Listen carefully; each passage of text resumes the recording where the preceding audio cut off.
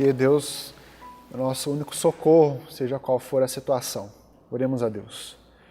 Deus grandioso, nós nos achegamos a Ti, Pai, reconhecendo a nossa necessidade de ter um Deus verdadeiro, de ter um Salvador das nossas vidas. Nós queremos, meu Pai, pedir o Seu socorro, pedir o Seu auxílio, pedir para que o Senhor venha se atentar, Pai, à nossa súplica, porque sabemos que por nós não somos capazes de mudarmos nada, Pai, nem mesmo o percurso da nossa vida. O que dirá da nossa nação, meu Deus? Por isso rogamos a Ti, clamamos pela Sua graça e pela Sua misericórdia. Clamamos pelo Seu socorro bem presente em ocasião oportuna. Por isso, Pai, fala no nosso coração, nos instrua conforme a Sua palavra e nos ajude, Pai, a termos uma vida de oração contínua. É assim que nós oramos, em nome de Jesus. Amém. Vamos continuar aqui na nossa caminhada sobre a teologia da oração. Nós falaremos hoje sobre oração, que é um privilégio, a oração é magnífica, a oração é sagrada, é algo muito especial na questão da oração.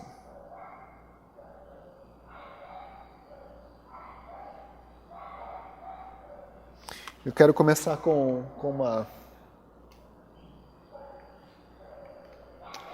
uma frase aqui para a gente trilhar nossa caminhada, que diz assim: a oração dá proeminência ao elemento da devoção, é comunhão e comunicação com Deus, é desfrutar de Deus, é acesso a Deus. Meus irmãos, nós precisamos olhar para a riqueza da oração. É claro que nós podemos reconhecer que nós, por muitas vezes, temos dificuldade em ter uma vida constante de oração. Existem muitas dificuldades, muitos percalços, muitas barreiras que vêm nos atrapalhar numa vida de oração. Mas, ao mesmo tempo, nós devemos reconhecer a importância, a preciosidade da oração. Aquilo que ela pode fazer em nosso coração a partir de um empenho contínuo na oração. E de fato, quando nós oramos, quando nós voltamos o nosso coração para Deus, nós estamos desenvolvendo comunhão com o nosso próprio Deus. Nós estamos desfrutando da presença de Deus em nossa vida. Nós estamos tendo acesso a Deus. Lembre-se, a oração é quando a Trindade está trabalhando em nosso favor. Quando a Trindade, podemos dizer assim, é quando a Trindade para se voltar a nós e nos socorrer em nossas dificuldades e em nossas aflições. Nós devemos lembrar que quando nós envolvemos na oração, nós temos estes elementos que devem conter, devem estar na nossa oração. Nós devemos, na nossa oração, adorar, nós devemos, em nossa oração, confessar, nós devemos, em nossa oração, suplicar, nós devemos, em nossa oração, dar ações de graças e interceder. Veja, a adoração tem a ideia de reverenciar com muito respeito um ser, render culto, render mérito, prestar homenagem ou respeito, ou até mesmo reconhecer quem e quão grande é Deus. Então, na nossa oração, quando nós adoramos a Deus, nós estamos adorando quão grande é o Senhor, quão maravilhoso é o Senhor. Nós estamos reconhecendo que Deus é diferente dos demais deuses, que apenas Ele é o Deus verdadeiro. Quando nós falamos sobre confissão, nós estamos falando sobre confessar os nossos pecados. Abrir o nosso coração diante de Deus, como o salmista Davi fez no Salmo 53, e dizer, olha, eu sou pecador, nasci em pecado. Deus, venha me perdoar, venha com o seu sangue me lavar e venha me restaurar. Isso é a confissão, é de fato reconhecer a nossa pecaminosidade. A súplica é aquilo que os salmistas fizeram em seus salmos de lamento. É rasgar o seu coração na presença de Deus, é insistir com Deus, é de fato ficar diariamente rogando pelo socorro de Deus, insistindo, suplicando, voltando, é a ideia da viúva com o juiz iníquo. De tanto insistir, o juiz foi favorável a ela. É a ideia de constantemente voltar-se a Deus. A ideia de ação de graças é reconhecer que, mesmo diante das dificuldades que nós passamos, Deus tem constantemente nos abençoado. Deus tem constantemente derramado sua graça sobre a nossa vida. E nós temos motivo suficiente para agradecer a Deus, para ter um coração grato a Deus. E é interessante quando nós olhamos para o Salmo de Lamento, a sua grande maioria, praticamente 90% deles, começa com o salmista rasgando o seu coração na presença de Deus.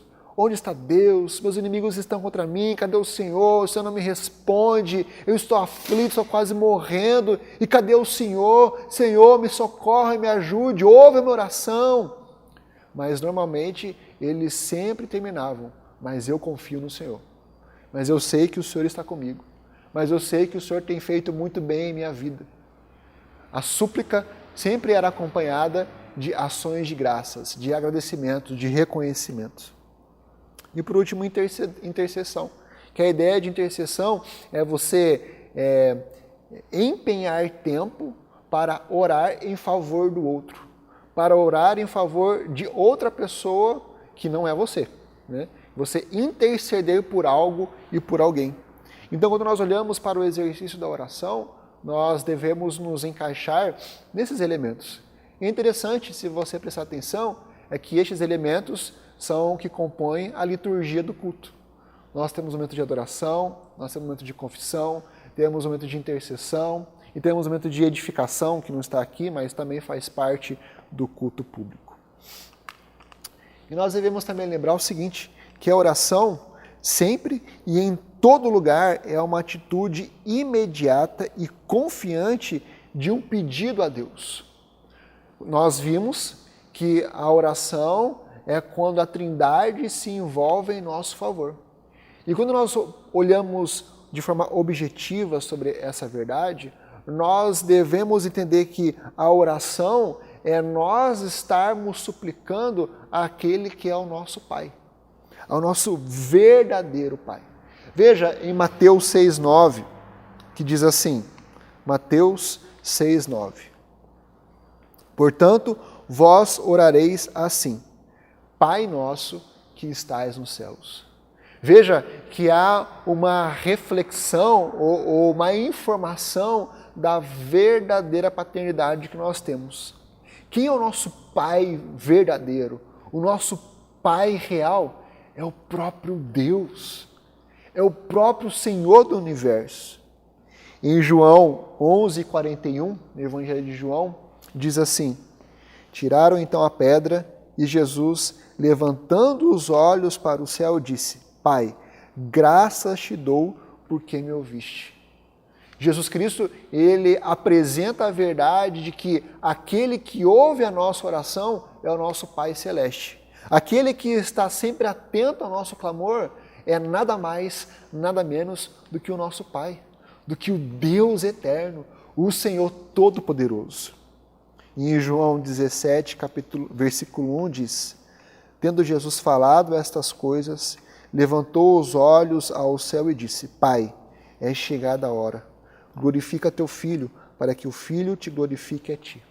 Mais uma vez, Jesus apresenta a verdade quando nós oramos, estamos orando ao nosso Pai. Nós não estamos orando a uma pessoa desconhecida, a uma pessoa indiferente. Nós não estamos falando como falamos com alguém no balcão do comércio, que nem nos conhece, não se importa com o que nós queremos ou precisamos. Quando nós voltamos o nosso coração à oração a Deus, nós estamos falando, conversando, clamando para aquele que é o nosso Pai Celeste, para aquele que é o nosso Deus, para aquele que nos fez a sua imagem e semelhança, para aquele que enviou o seu próprio Filho para morrer em nosso lugar. E por isso que o apóstolo Paulo pôde dizer em Romanos 8, que nós podemos chegar a Ele clamando Pai, Abba Pai, Pai querido. E Ele com certeza vai se voltar a nós, nos vendo como um Filho amado, um Filho em Jesus Cristo. E diante disso nós podemos perguntar assim: se nós oramos a Deus, se nós voltamos o nosso coração para o nosso Pai Celeste, qual é a vontade de Deus quanto à oração? O que Deus quer de nós quanto à oração? Meus irmãos, nós devemos ter a consciência de que a vontade de Deus é que nós oremos, é que nós constantemente nos empenhemos no exercício da oração. Veja só que o apóstolo Paulo instruiu Timóteo em 1 Timóteo 2,1. Antes de tudo, pois, exorto que use a prática de súplicas, orações, intercessões, ações de graças em favor de todos os homens. Antes de tudo, a primeira coisa que você deve fazer, Timóteo, é se empenhe na prática das súplicas e das orações. Se empenhe em buscar a Deus. Eu conheci um pastor que estava mentoreando um jovem evangelista e o trabalho que eles estavam realizando era numa comunidade muito carente e muito difícil. E a instrução que ele deu ao evangelista que estava iniciando o ministério era o seguinte: olha, você vai para a igreja, você abre a porta da igreja, você senta na sua mesa, abre a Bíblia, leia, ore quase a manhã inteira, para só depois você começar a trabalhar no trabalho de evangelização, de aconselhamento. A primeira coisa que você tem que fazer é se engajar, se empenhar no exercício da oração e da meditação da palavra de Deus. E é exatamente o que o apóstolo Paulo nos instrui. Olha, antes de tudo, se empenhe no exercício da oração. No mesmo capítulo, no versículo 8, ele continua: quero, portanto, que os varões orem em todo lugar, levantando mãos santas, sem ira e sem animosidade.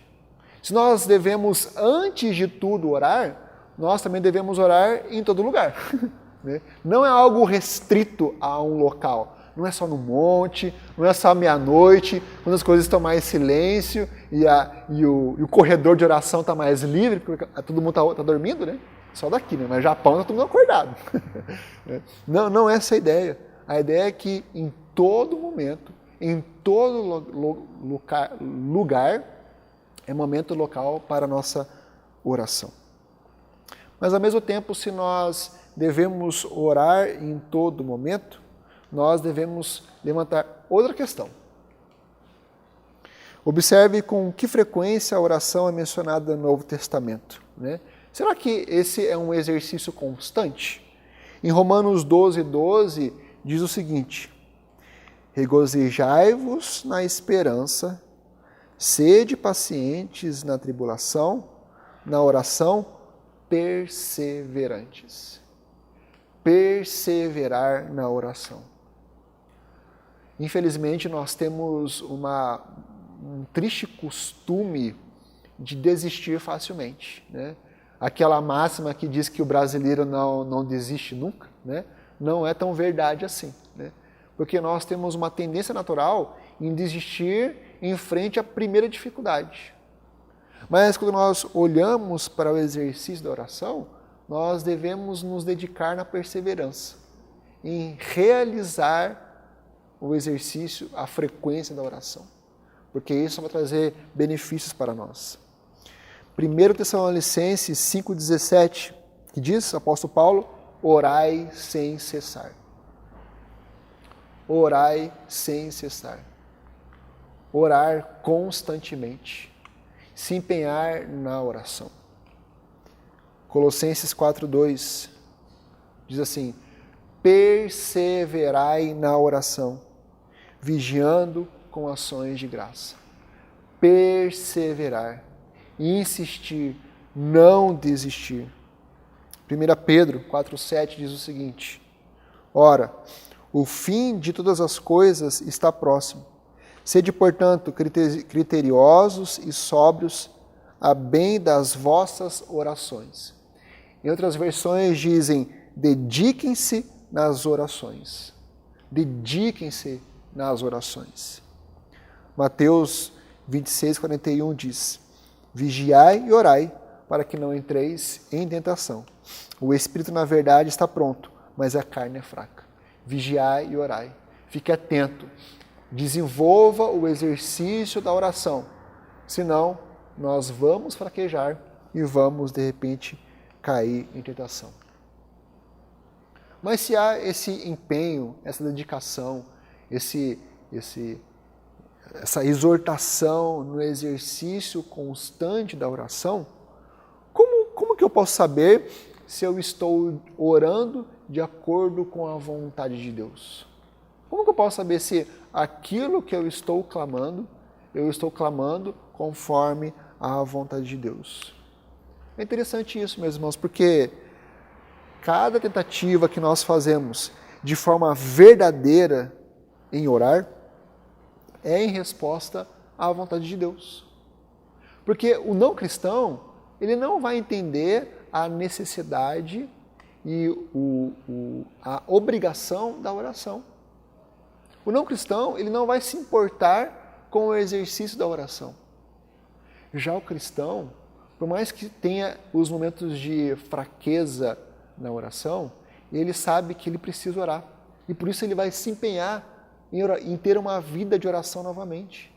Então, o próprio empenho do cristão em ter um coração voltado para a oração já é a condução do próprio Espírito Santo em nossa vida para que oremos conforme a vontade de Deus.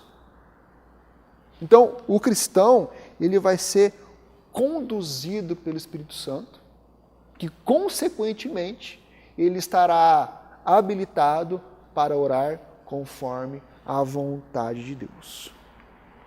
Interessante que a oração, como ensinada por Jesus em suas características essenciais, atinge todos os relacionamentos da vida. De fato, a oração santifica o amor fraternal que nós temos não para com apenas o nosso irmão, mas também para com o nosso Deus. E por isso que não orar, não ter uma vida de oração é ilegalidade, é discordância, é loucura.